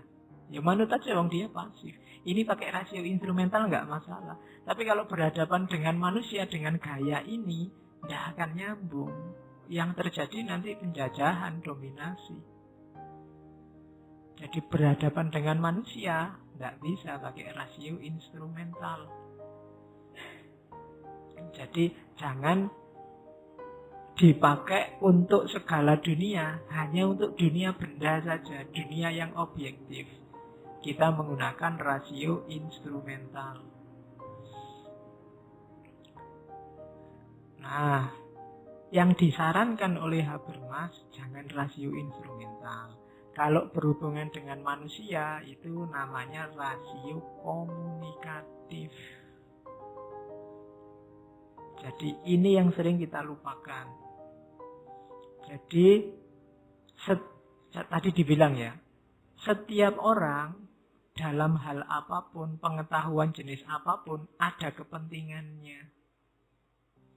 Ketika kita berhadapan dengan orang lain berarti apa? Ya berkomunikasilah. Biar tidak tabrakan antar kepentingan. Saya pingin apa, kamu pingin apa. Itu kalau modelnya rasio instrumental, kamu memperalat saya memperalatmu hasilnya. Kamu jadi alat saya. Karena kalau nggak ada, mungkin kamu jadi alat saya untuk biar saya semakin terkenal, biar saya semakin itu. Kamu juga jadikan saya alat untuk kepentinganmu belajar filsafat. Ini kan rasio instrumental. Padahal kita manusia sama manusia. Katanya Habermas, manusia sama manusia jangan instrumental, tapi komunikatif, komunikasi. Pak, saya butuhnya ini loh Pak. Oh iya, saya juga butuhnya ini. Kita sambung aja. Pak, saya ingin belajar Pak. Oh iya, saya ingin ngajar. Kuantel saya ingin ngajar misalnya. Loh itu kan komunikasi namanya. Bapak ingin ngajar, saya ingin belajar. Nyambung, itu komunikasi. Tapi kalau instrumental, karena saya ingin ngajar, kamu duduk di situ ya, saya ajar. Biar kepentingan saya mengajar beres. Nah itu rasio instrumental. Tidak dua arah, tapi satu arah. Subjek objek. Kamu saya jadikan objek untuk kepentinganku, itu rasio instrumental. Tapi rasio komunikasi itu, kamu pengen apa, terus kamu ucapkan, saya pengen apa, saya ucapkan, terus kita bikin kesepakatan bersama. Itu namanya komunikasi. Misalnya kamu punya teman satu kamar. Itu kalau rasio instrumental ya, gimana caranya temanmu yang di kamar ini kamu manfaatkan untuk kepentinganmu. Temanmu juga pengen mengobjekkanmu untuk kepentingannya. Mesti kacau hidupnya. Karena kamu tidak kerasan mesti di kamar itu. Yang enak apa? Komunikasi wong sesama manusia. Mungkin yang ini kalau tidur ngorok, yang ini enggak. Kan tinggal diatur. Yo, kamu yang ngorok tidurnya belakangan ya, saya tak tidur duluan. Karena kalau yang ngorok tidurnya awal, saya tidak bisa tidur. Terus yang ngorok bilang, ya tidak apa-apa, cuma nanti kamu tidur duluan, saya tidur belakangan, begitu saya tidur, kamu bangun, jangan salahkan saya. Ya wis, tidak apa-apa, yang penting saya sempat tidur. Itu kan namanya komunikasi. Sudah disepakati sebelumnya. Ketika dosen masuk kelas pertemuan pertama, terus dia bilang, kuliahnya gini ya, sudah ikut saja ini, itu rasio instrumental. Kalau rasio komunikasi, saya usul kuliahnya begini, kalian ada permintaan apa? Minta A, B, C, D, oh usulmu jelek, bagus saya. Doa ya. Jadi itu komunikasi namanya. Katanya Habermas, ya manusia sama manusia ketika berinteraksi, jangan saling mengobjekkan. Tapi mengkomunikasikan kepentingan. Jadi dari situ nanti lahir teorinya yang terkenal, Theory of Communicative Action. Teori tindakan komunikatif. Kalau didefinisi di bukunya, tindakan komunikasi itu apa? Interaksi minimal dari dua orang untuk menghasilkan mutual understanding tentang satu kondisi tertentu. Mutual understanding itu hasilnya adalah rencana dan koordinasi apa yang harus dilakukan bersama. Itu namanya communicative action. Jadi, apalagi orang sebanyak ini, hanya 2 orang saja sudah bisa melakukan communicative action. Kalau 1 orang tidak bisa. Ya Pak, saya bisa komunikasi dengan saya sendiri ya. Itu namanya subjek dengan itself tadi. Dengan dirinya sendiri, bukan sama yang lain. Communicative action itu minimal 2 orang. Loh kan saya bisa pura-pura kayak orang lain, Pak, ngobrol sendiri ya. Kalau ketahuan orang, kamu dianggap stres. Nah, jadi ngomong sama dirinya sendiri juga itself. Dengan dunia subjektif. Ini dunia komunikatif yang melibatkan orang lain. Kenapa ini dilakukan? Untuk mutual understanding, saling memahami tentang sesuatu yang berhubungan untuk hidup bersama. Apa yang harus dilakukan, apa yang jangan dilakukan saat kita bareng-bareng. Nah, itu tindakan komunikatif. Ini kritik awalnya pada paradigma kerja yang dicanangkan oleh kelompok Marxis klasik. Jadi modenya Marxis klasik itu kan mode saling menaklukkan. Setelah kapitalisme hancur, nanti muncul diktator proletariat. Setelah itu masyarakat tanpa kelas yang dikoordinasikan oleh pengelolanya dan seterusnya. Ini kan sama, saling balas membalas. Katanya Habermas tidak akan selesai kalau model begitu. Jadi modelnya harus tidak revolusioner, tidak saling menjatuhkan, tapi saling komunikasi. Tidak lagi paradigma kerja lagi, tapi komunikasi. Wong ini hidup bersama kok. Kalau setelah komunikasi bersama diputuskan kerja, ayo kerja, nggak apa-apa. Jadi ini urusan manusia sama manusia, subjek-subjek, bukan subjek sama objek. Hari ini kita sering berpikir subjek-objek, termasuk kepada orang lain. Orang lain selalu jadi objek kita, untuk kepentingan kita, untuk kepuasan kita. Itu yang jadi titik kunci kenapa dunia sosial itu jadi menyebalkan. Karena relasinya selalu relasi mengobjekkan. Nanti ini kan termasuk teorinya Sartre yang terkenal itu, sehingga muncul orang lain itu jadi neraka. Bagiku, gara-gara ada orang lain aku nggak bisa ngapa-ngapain sekarang. Mau kesini pakai celana pendek, nggak bisa. Mau kesini sambil ngerokok nggak boleh. Mau itu gara-gara ada orang lain. Coba kamu sendirian nggak pakai baju pun nggak masalah.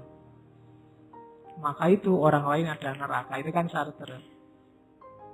Biar tidak kejadian begitu, kalau dia bermas, ya kembangkan paradigma komunikasi.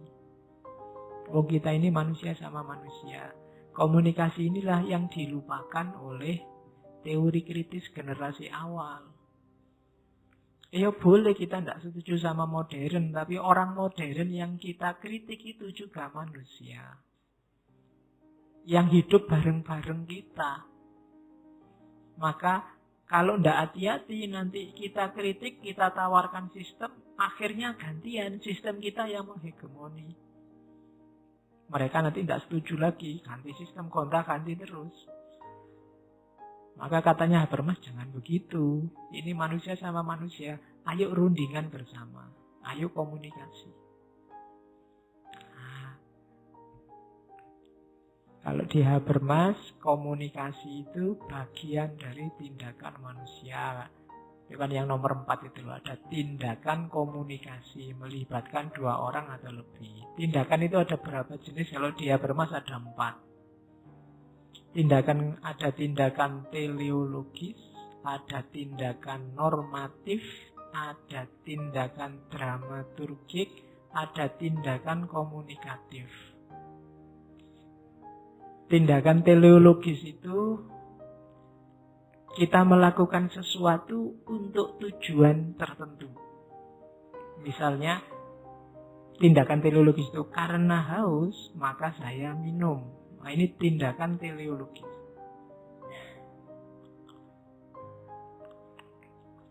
Minum ini bisa jadi tindakan normatif. Tidak ada tujuannya. Misalnya, karena saya diperintah oleh dokter harus minum setiap sekian menit sekali, maka saya minum. Ini normatif. Dasarnya norma, aturan, bukan karena tujuan. Kalian, Pak, saya mau sholat biar masuk surga. Itu teleologis. Saya mau sholat karena ada perintahnya dalam Al-Quran. Itu normatif. Dasarnya norma. Ada lagi tindakan dramaturgik. Tindakan dramaturgik itu tindakan hanya untuk pencitraan. Tidak penting tujuannya, tidak penting normanya apa. Saya ingin sholat, Pak, biar kelihatan kayak Islam beneran. Itu dramaturgi. Jadi ke kampus bawa buku banyak. Oh, bawa buku banyak biar kayak mahasiswa lah, Pak, sekali-sekali. Nah, itu dramaturgi. Tapi kalau kamu ke kampus bawa buku banyak, ya Pak, untuk dibaca-baca di kelas. Teleologis, ada tujuannya. Kok bawa buku banyak, diperintah dosennya ini, Pak. Nah, itu normatif. Nah, kalau komunikatif itu tadi hasil interaksi antara 2 orang. Jadi, kok bawa buku banyak? Itu kemarin kita sepakati di kelas, Pak. Setiap mahasiswa suruh bawa 1 buku, jadi banyak buku ketika sesi jalan. Itu komunikatif. Jadi, tindakan itu jenisnya 4. Teleologis, normatif, dramaturgik, komunikatif. Kenapa kok ikut ngaji filsafat? Ya, nyari-nyari pengetahuan lah, Pak. Lumayan nambah wawasan. Teleologis. Kalau normatif itu Ya sudah tradisinya begitu sih Pak, selama ini saya ikut, jadi kalau tidak ikut tidak enak, itu normatif. Ya, jadi ada dorongan aturan, baik mungkin termasuk aturan dari dirimu sendiri membiasakan diri, dia jadi normatif. Kadang-kadang juga dramaturgi. Yo, biar kelihatan keren lah Pak, sekali-sekali ikut ngaji. Ngajinya filsafat lagi, biar itu dramaturgi, hanya pencitraan.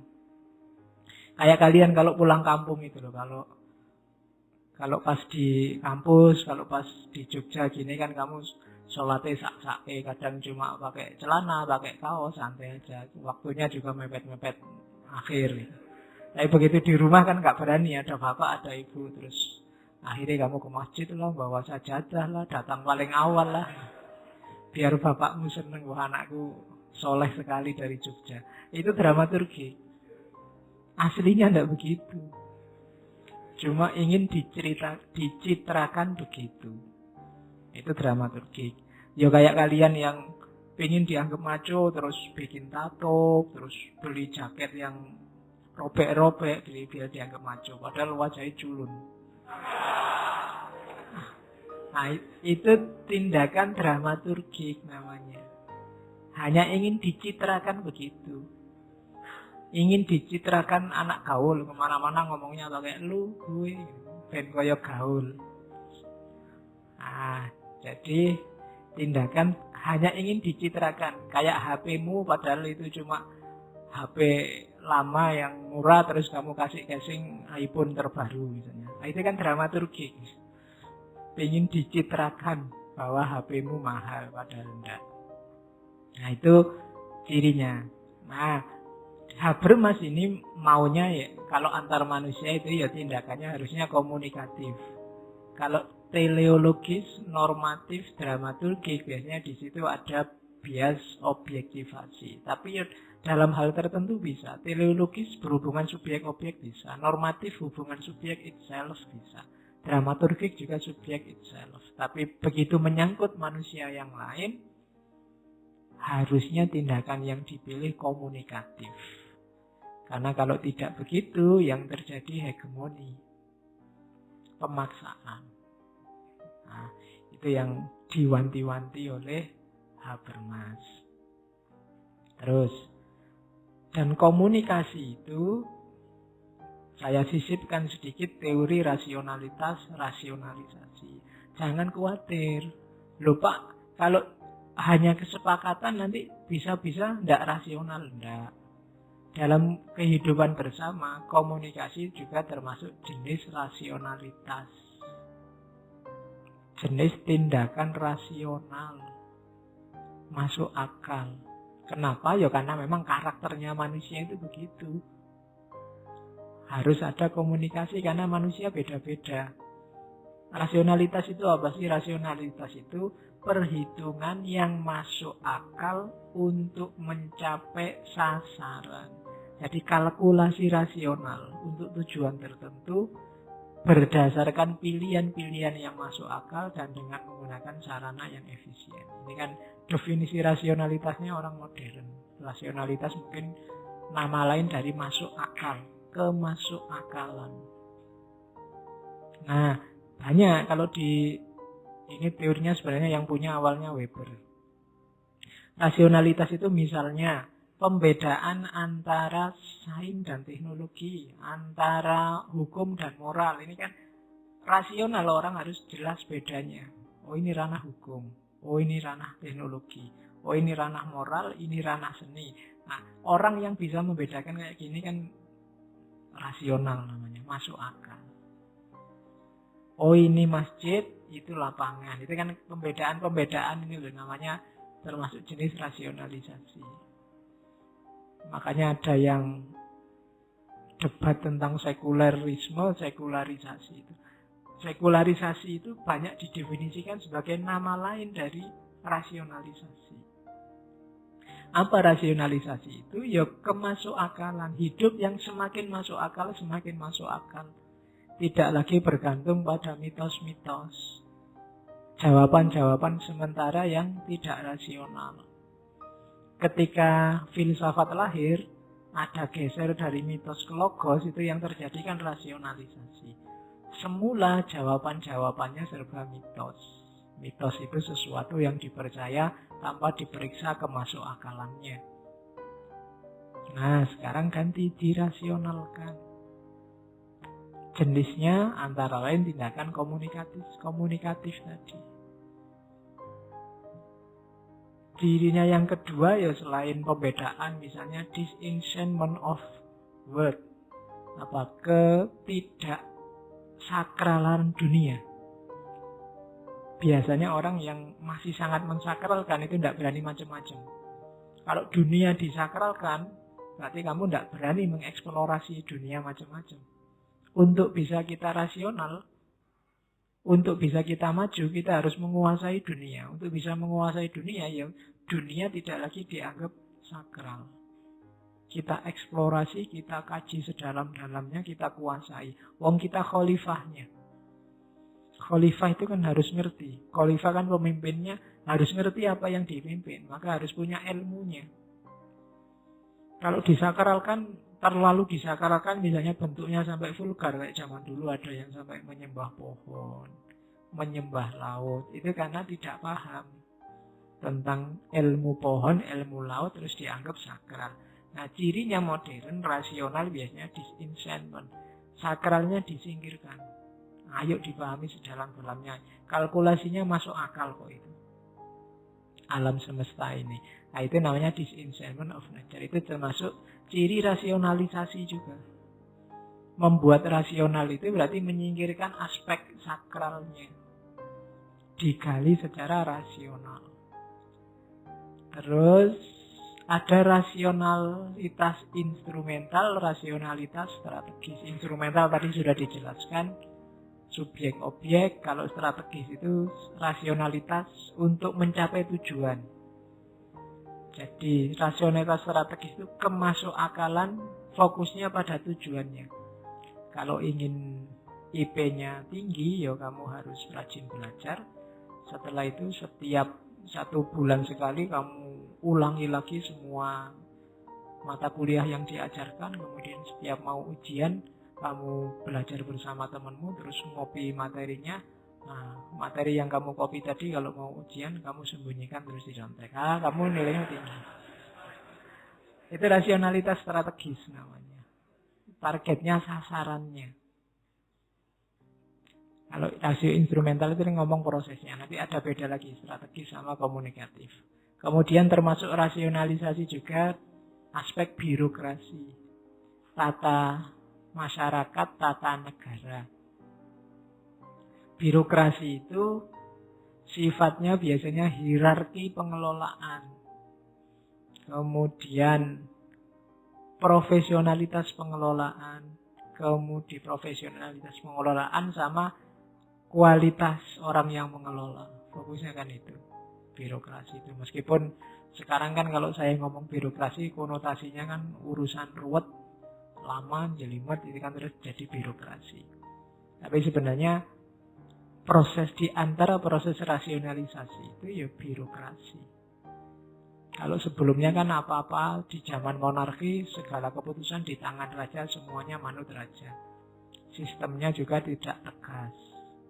Kalau di birokrasi ya yang main aturan, pejabatnya hanya pelaksana, dasarnya profesionalitas. Itu jenis rasionalisasi. Jadi kalau kita ngomong rasional atau tidak rasional, antara lain itu. Termasuk komunikasi. Komunikasi berarti juga jenis rasionalitas. Kenapa dia rasional? Karena kita sedang ngomong dunianya manusia. Yang masing-masing punya kepentingan. Kalau tidak didasarkan komunikasi, yang terjadi saling menundukkan. Bisa mayoritas menang-menangan atau yang minoritas usil. Maka ada komunikasi. Oke, jadi komunikasi itu bagian dari tindakan manusia dan jenis rasionalitas. Terus, bedakan tadi ya, ada strategic action dan communicative action. Kalau strategic action itu mungkin kayak ada komunikasi, tapi sebenarnya tidak ada. Strategic action itu tindakan yang orientasinya kesuksesan, kemenangan. Misalnya ketika takmir menyelenggarakan ngaji ini, terus dia tujuannya yang penting yang datang banyak, kemudian ustadznya juga datang, rekamannya sukses, berarti beres. Terus yang lain ketika banyak yang tidak datang terus dirayu-rayu biar datang, bolak-balik bikin posting, hadirilah dan seterusnya. Nah, ini namanya tindakan strategis. Kamu yang diajak hadir kan nggak diajak komunikasi. Kenapa harus hadir? Jangan-jangan kamu punya penting. Pokoknya kamu disuruh hadir aja. Itu namanya tindakan strategis. Jadi melibatkan dua atau lebih pihak, tapi dua atau lebih pihak ini tidak dikasih kesempatan menyuarakan kepentingannya. Ini loh tiap minggu ngaji filsafat, terus yo ganti-ganti ngaji apa lah, gak bosen apa. Misalnya suaramu begitu, tapi kan kamu tidak ada kesempatan bersuara. Yang ada kesempatan bersuara takmirnya, tiap hari dia bikin pengumuman. Itu namanya tindakan strategis. Kadang-kadang ada membujuknya, ada iming-iming, nanti tak kasih hadiah loh, lumayan loh kopi gratis misalnya. Terus dipaksa, mungkin ada yang diancam, awas kalau nggak datang. Nah itu namanya yang kayak gini nih jenis tindakan strategis. Kalau kamu bikin acara-acara di kampus, bikin macam-macam, kalau tidak ikut acara ini maka tidak dikasih sertifikat, kamu tidak bisa ikut ujian. Nah itu tindakan strategis. Ada beda dengan tindakan komunikatif. Kalau tindakan komunikatif itu orientasinya disepakati bersama, dipahami bersama, terus lahir konsensus dan secara konsekuen dijalankan bersama. Wong itu tadi disepakati bersama. Itu namanya tindakan komunikatif. Beda sama tindakan strategis, meskipun sama-sama melibatkan banyak pihak. Kuncinya ada di semua boleh ngomong atau suara satu orang. Semua kepentingan dikomunikasikan atau hanya kepentingan tertentu yang boleh bunyi. Itu yang membedakan apakah satu tindakan termasuk strategis atau komunikatif. Nah, syaratnya sekarang. Komunikasi itu syarat pertama harus bahasanya sama. Literal atau maknawian. Maknawian ini maksudnya logika levelnya sama, cara berpikirnya sama. Jadi kalau bahasanya sudah nggak sama, pemahaman awalnya beda, tidak akan bisa komunikasi.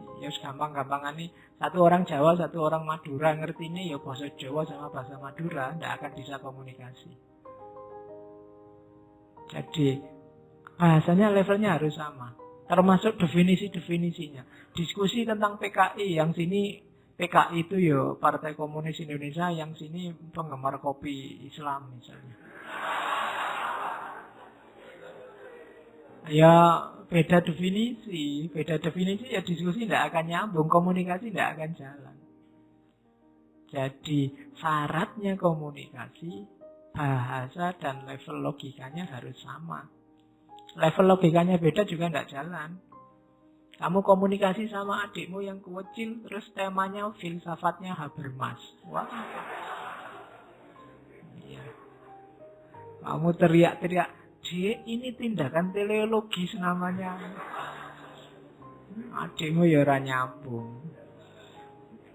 Kayak anak TK ngobrol sama profesor tadi, tidak nyambung. Jadi level logikanya sama, bahasa yang digunakan juga sama. Itu syarat awal komunikasi jalan. Jadi kalau mau bikin diskusi, pastikan itu. Kalau enggak, nanti diskusinya enggak jalan. Forum apapun, kalian mungkin bikin seminar internasional misalnya. Kalau mahasiswa tafsir, seminar tentang pengaruh geografi apa gitu bingung mahasiswanya, nanti ada yang tanya mesti tolak-tolak Paling nanti dalilnya apa, nanti gitu pertanyaannya.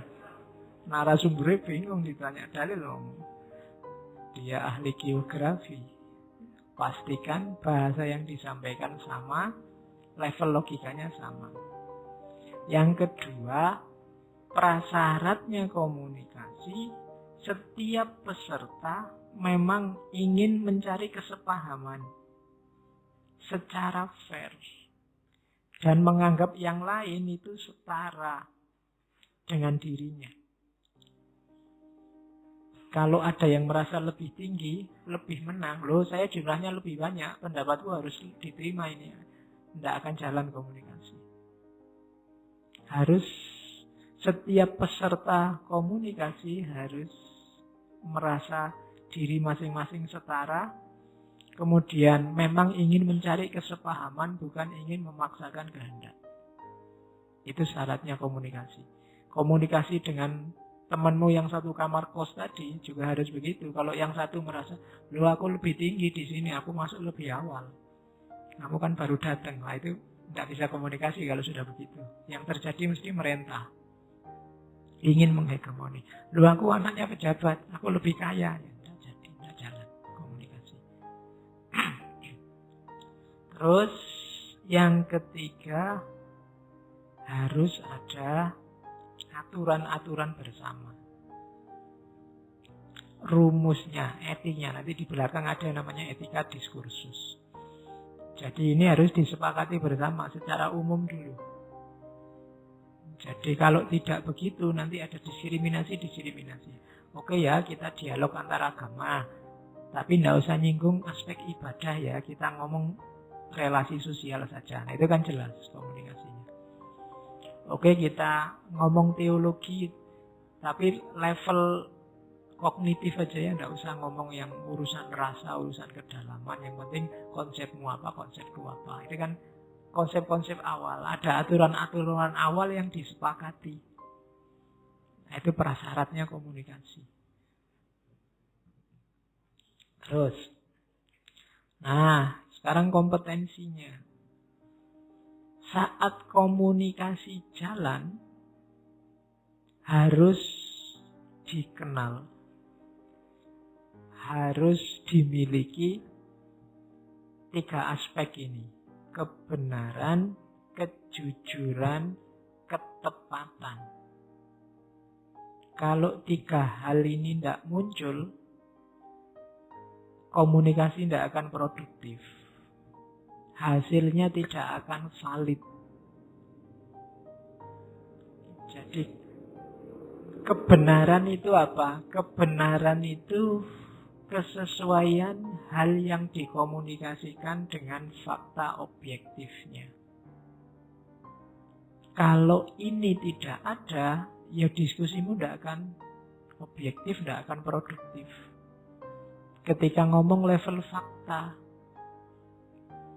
apalagi berita-berita bohong itu bikin level kebenarannya agak susah. Dikomunikasikan pun hasilnya tidak produktif. Tiba-tiba kamu diskusi habis-habisan tentang satu tema, yang tema itu sebenarnya tidak ada, cuma bikinan, tidak ada realitasnya. Itu diskusinya nggak produktif. Buat apa tuh capek-capek? Kenyataannya tidak ada. Klaim kebenarannya tidak ketemu. Jadi pastikan ketika kita diskusi dalam hal fakta, dalam hal-hal yang objektif, datanya jelas dan benar. Nah, jadi misalnya cerita tentang adanya orang-orang yang ingin ganti dasar negara. Itu kalau memang ada faktanya, ini loh faktanya, orangnya ini, dan organisasinya namanya ini. Itu kan jelas ada faktanya. Diskusi yang dilakukan, komunikasi yang dilakukan nanti produktif. Faktanya jelas. Yang kedua adalah kesesuaian antara yang kamu rasakan, antara kesanmu, pendapatmu dengan ekspresimu. Ini namanya klaim kejujuran. Kalau tadi namanya truth, kalau ini namanya truthfulness. Jadi kejujuran.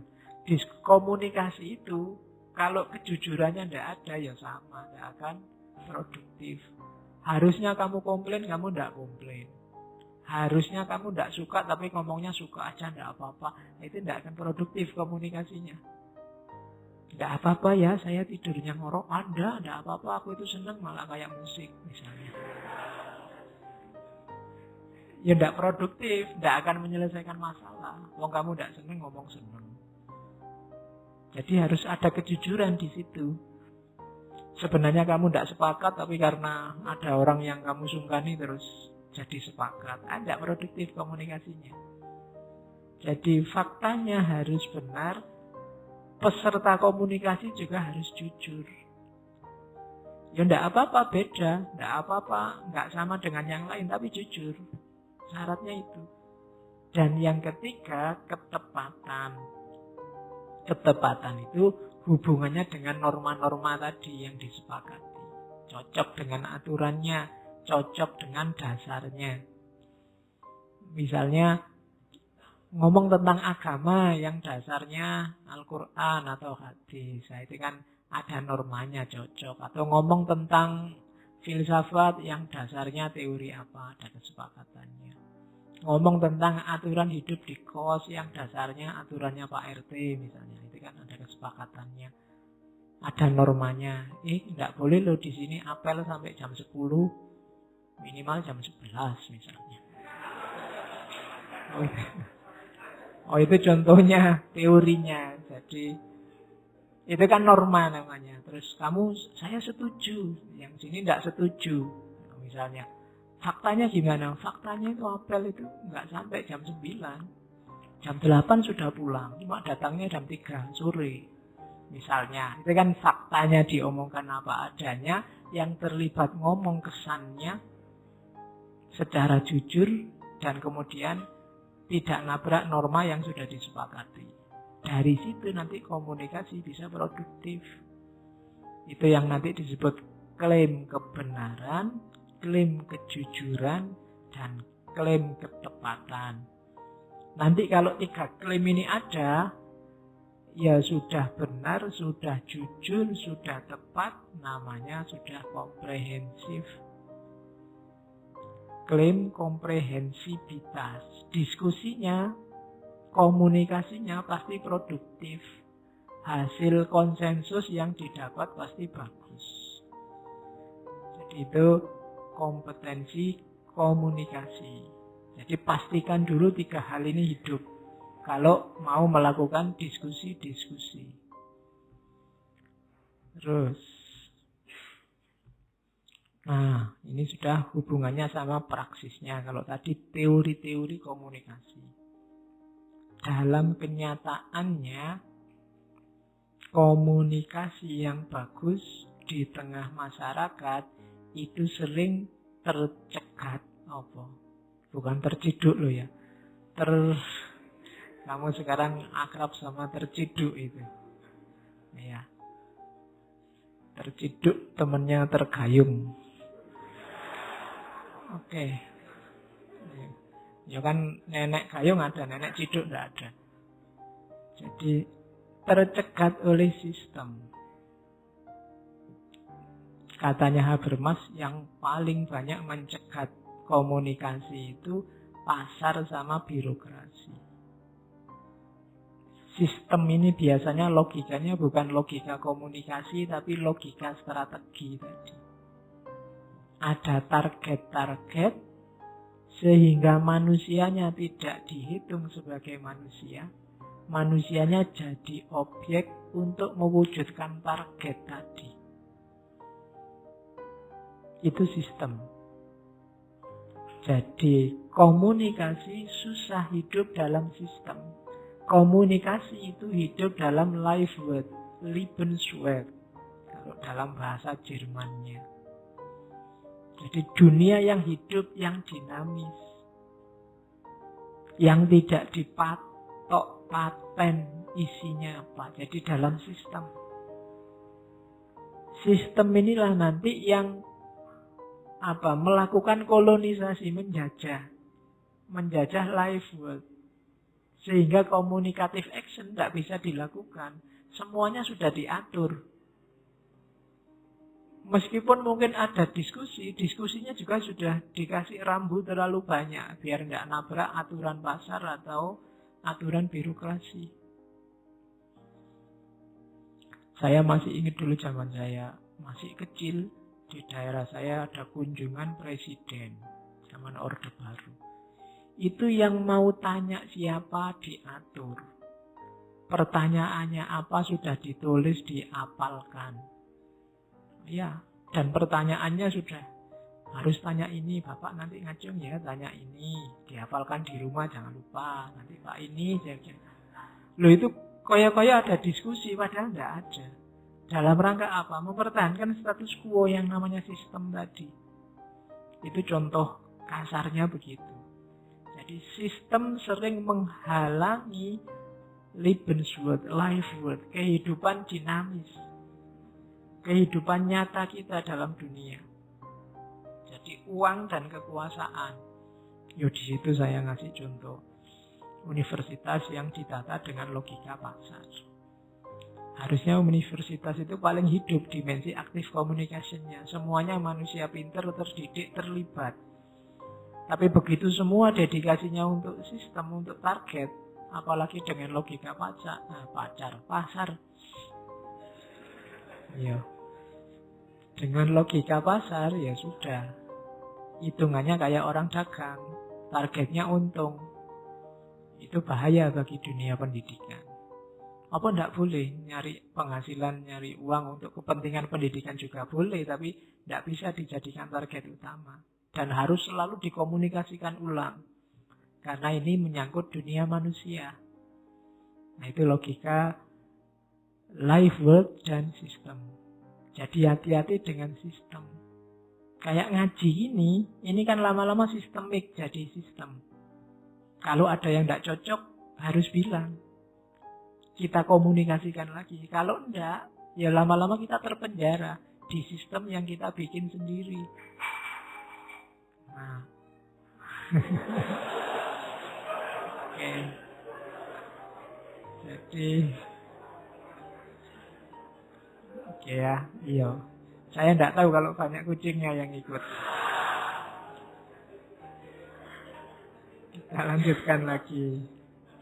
Jadi jangan sampai kita ditelan oleh sistem. Ya mungkin termasuk yang harus dikomunikasikan itu. Gimana caranya nggak banyak gelas yang ditendang misalnya.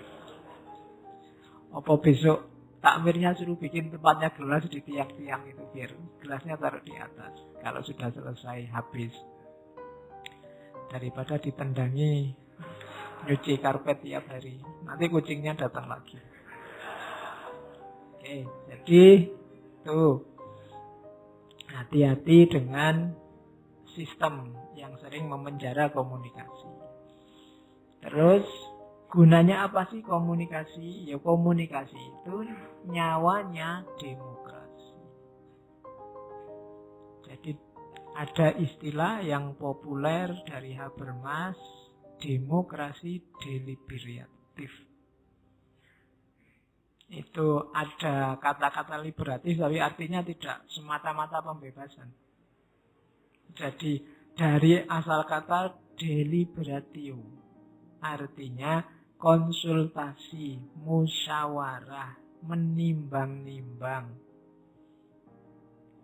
Jadi demokrasi deliberatif itu apa? Demokrasi deliberatif itu ketika ada keputusan, kebijakan, perundang-undangan yang menyangkut semua orang dalam satu institusi, organisasi, itu dilihat prosesnya.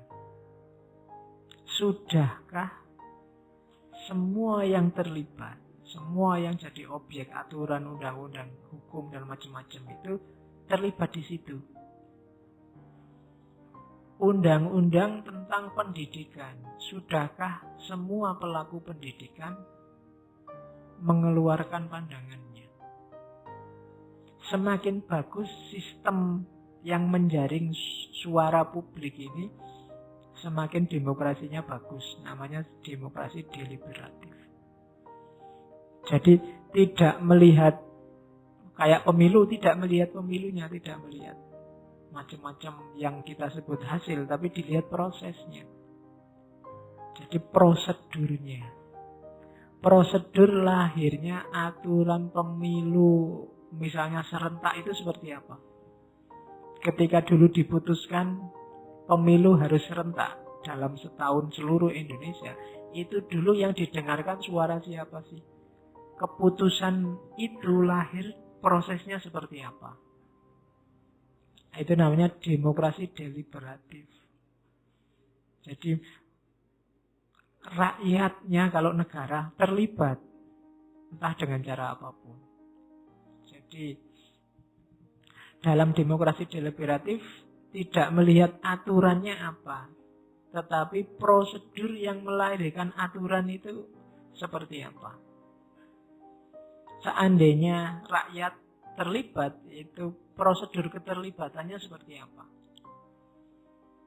Oh, kalau di Indonesia pakai DPR, Pak. Nah, prosedur pemilihan DPR itu benar-benar representatif, enggak? Melahirkan wakil-wakilnya rakyat. Nah, itu demokrasi deliberatif. Jadi fokusnya ya dari asal katanya konsultasi, musyawarah, menimbang-nimbang. Jadi ketika satu aturan lahir itu top down atau bottom up. Bahasa organisasinya begitu. Dari bawah atau dari atas. Suara sebagian besar terjaring enggak? Kalau dari bawah itulah nanti demokrasi deliberatif.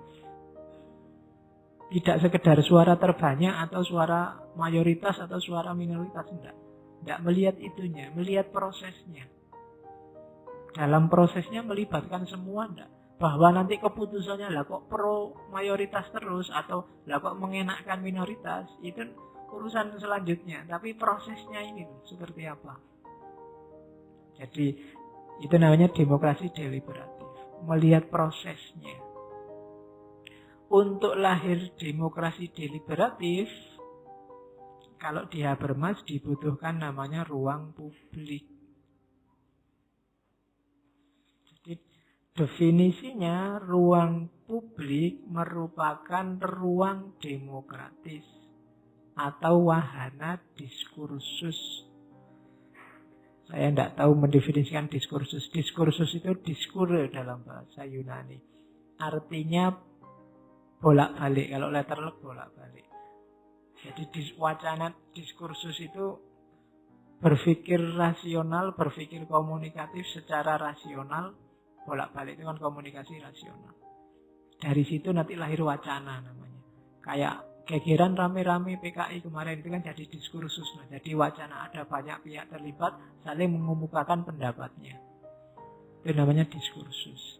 Nah, ruang publik itu ruang yang sifatnya demokratis, wahana diskursus masyarakat.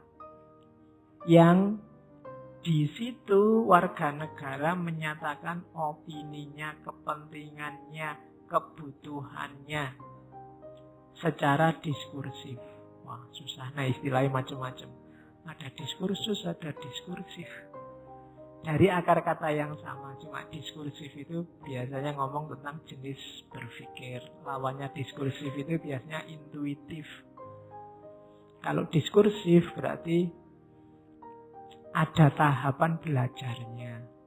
Ada tahap-tahap pemahamannya, terus bisa menjelaskan. Misalnya, apa itu waktu? Terus waktu adalah ini kamu jelaskan, itu cara berpikir diskursif namanya. Tapi kalau lawannya intuitif. Intuitif itu kamu ngerti sebenarnya waktu itu apa, tapi disuruh menjelaskan tidak bisa. Nah, itu jenis pengetahuan intuitif. Lawannya jenis pengetahuan diskursif. Jadi ruang publik itu ruang demokratis. Demokratis itu ya dibikin sendiri, dia tidak formal, tidak ada SK presidennya. Jadi ada begitu saja inisiatif masyarakat sendiri untuk di mana mereka menyuarakan kepentingannya di situ. Ngobrol, memberi opini, ngomong mereka butuh apa, kebutuhannya apa, dan macam-macam. Itu namanya ruang publik. Ya dasarnya diskursif. Diskursif itu berarti ya sifatnya rasional, jadi tidak sekedar gosip biasa. Kita ngomong, ada ruang publik. Di situ kita apa saja bisa kita omongkan sesuai keinginan kita. Tempat setiap orang berkomunikasi, diskusi, berargumen. Kalau di bukunya Habermas, dia ngasih contoh malah bukan ruang kayak ngaji diskusi ini, tapi misalnya Dia lihat ada di London sama di Paris, London Coffee House. London Coffee House itu tempatnya ngopi. Di Inggris, di London itu di tempat ngopi itu orang yang mengkritik pemerintah, diskusi-diskusi rasional di sana. Saya tidak tahu kalau teman-teman ngopi itu yang diobrolkan apa. Ya. Atau kalau di Paris, di salon-salon. Kalau ini mesti kita tidak lah. Kamu kan punyanya salon pas, bukan salon ini. Jadi orang-orang, mungkin ibu-ibu sosialita yang sedang nyalon itu sambil ngobrol-ngobrol. Jadi ngomongnya bebas, tidak ada batasan, tidak ada ikatan, mengekspresikan keinginan, kebutuhan, kritik pada pemerintah tanpa takut-takut. Atau lewat media, kalau di zamannya Habermas ya radio misalnya. Acara-acara radio tertentu yang orangnya nelpon. Wah, saya itu komentar Bapak ngomong apa kayak gitu. Itu termasuk ruang publik.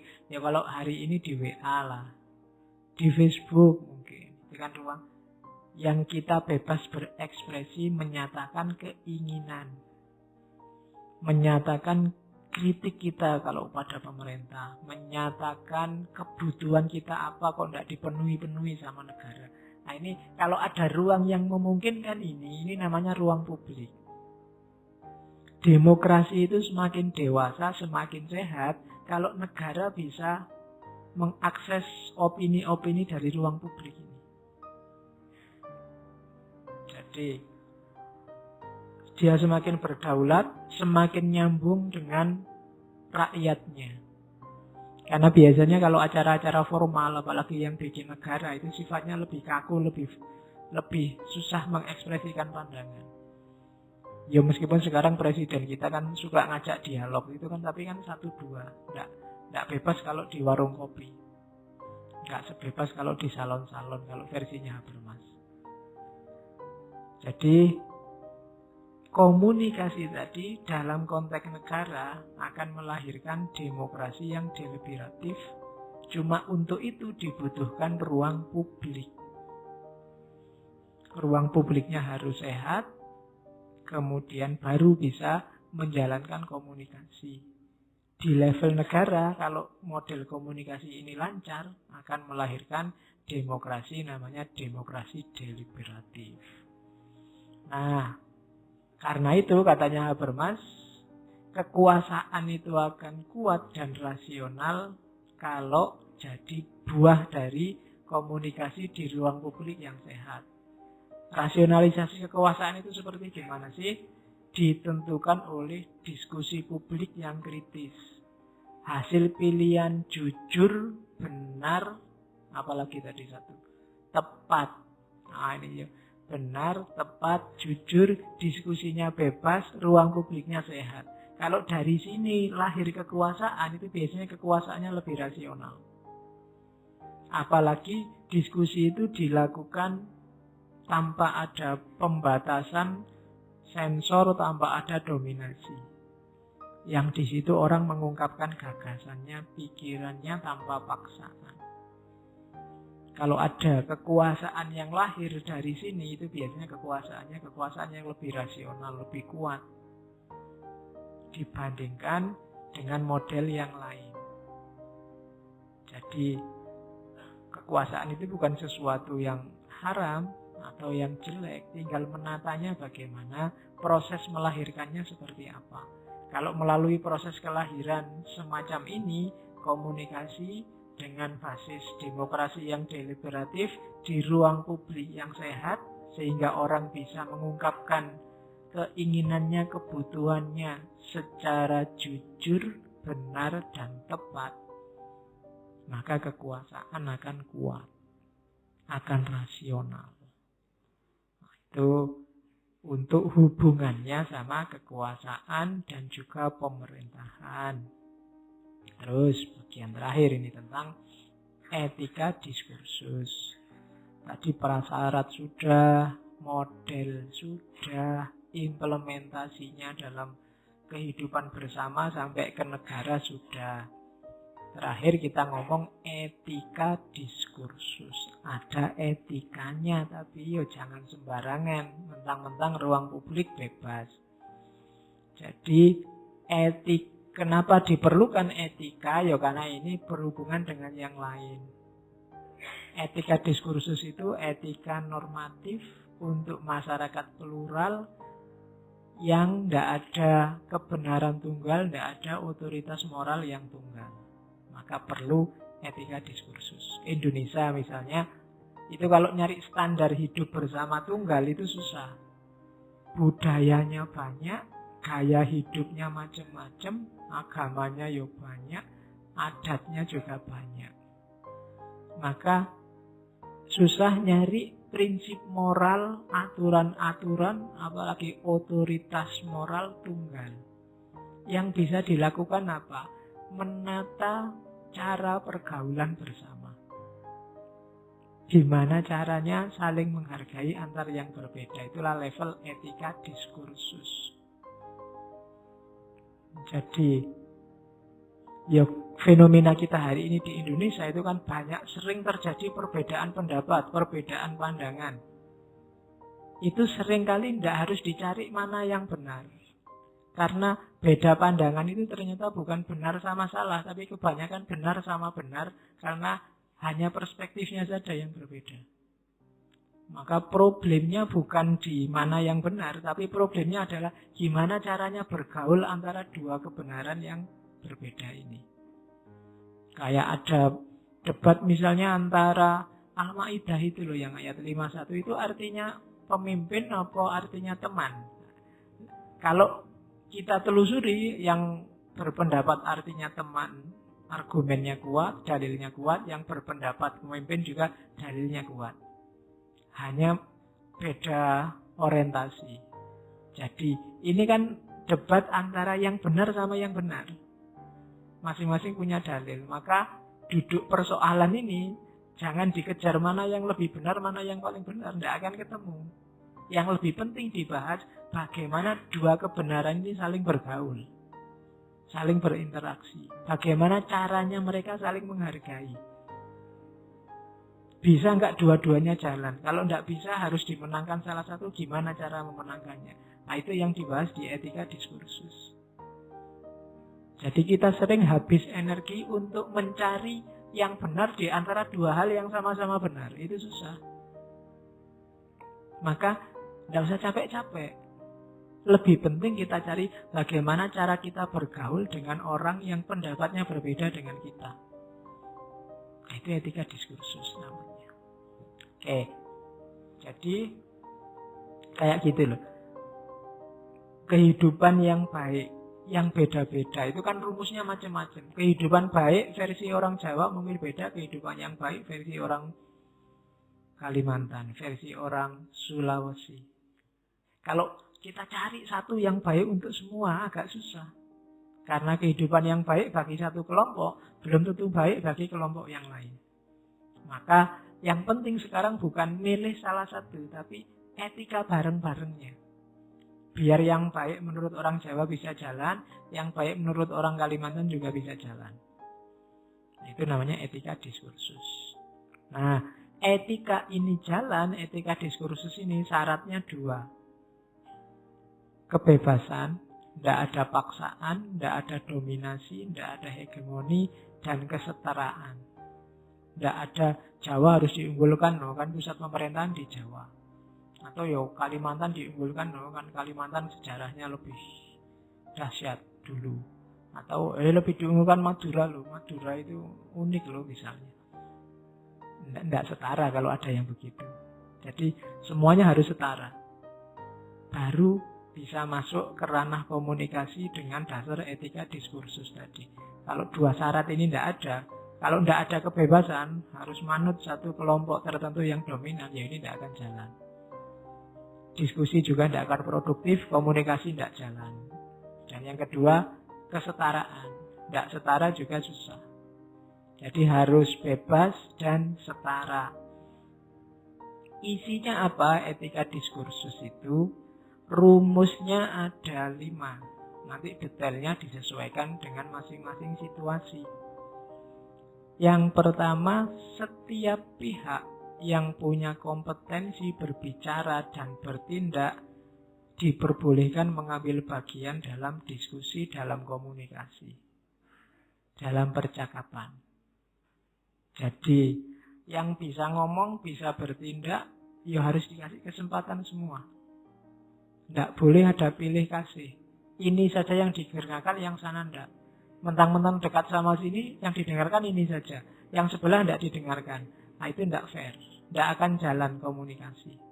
Yang terjadi pemaksaan. Atau paling tidak tadi, tindakan strategik. Tidak boleh begitu.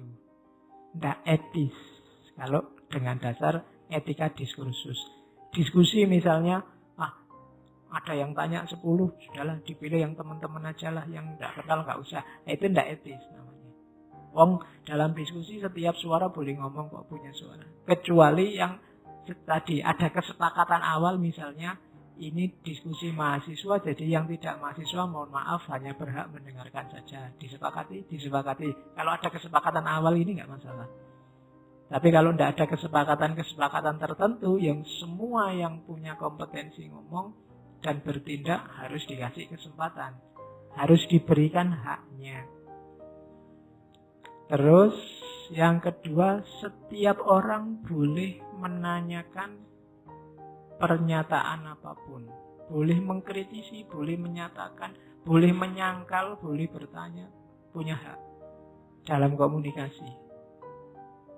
Kecuali tadi ada aturan-aturan tertentu di awal, misalnya tolong jangan membahas fisik ya, tolong jangan membahas di luar ini ya, itu kesepakatan di awal. Tapi di luar kesepakatan boleh tanya apapun.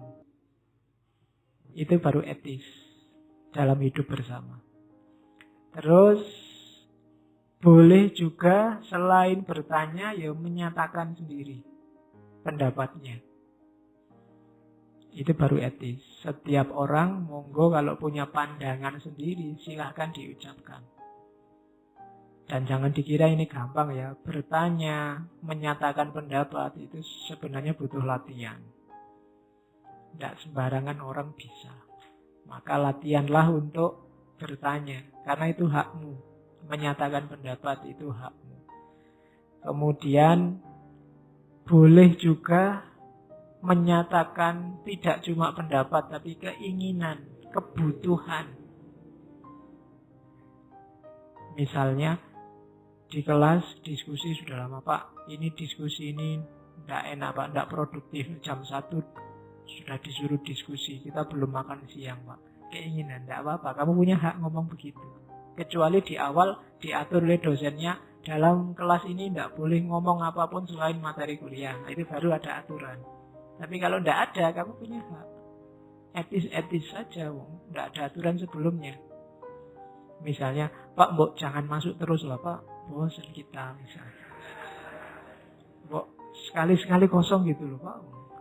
Nah, ya tidak masalah, asal disepakati bersama. Logika komunikasi kan begitu. Nanti kan dosennya jawab loh, emangnya siapa yang tidak mau kalau begitu? Saya juga seneng kok dosennya bisa begitu. Jadi boleh. Karena setiap setiap orang dalam ranah komunikasi dia punya hak yang sama, punya suara yang sama.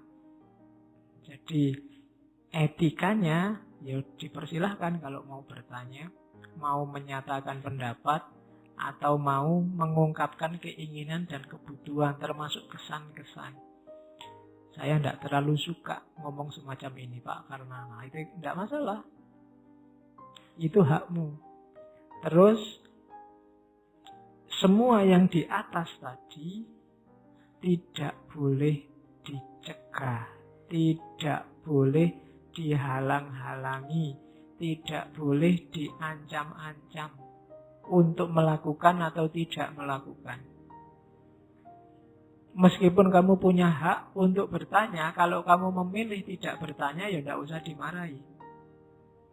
Meskipun kamu punya hak menyatakan pandangan, kalau kamu milih diam, ya itu hakmu.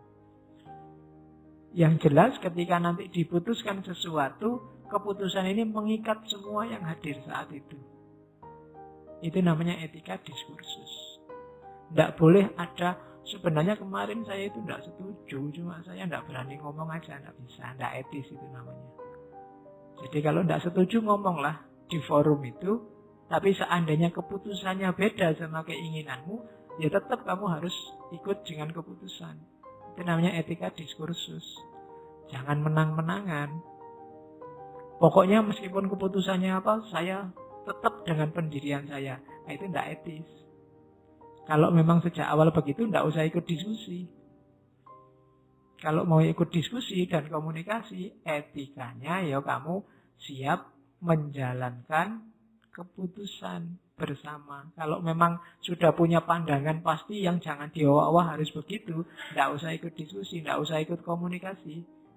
Jadilah bosnya saja terus merentah. Itu lebih simpel. Atau carilah kekuasaan untuk melakukan hegemoni. Atau kalau pas sudah punya kekuasaan, tindakannya tidak lagi komunikatif tapi strategik tadi. Itu sebenarnya peluang-peluangnya, tapi tindakan paling utama kalau dia bermas kan komunikasi.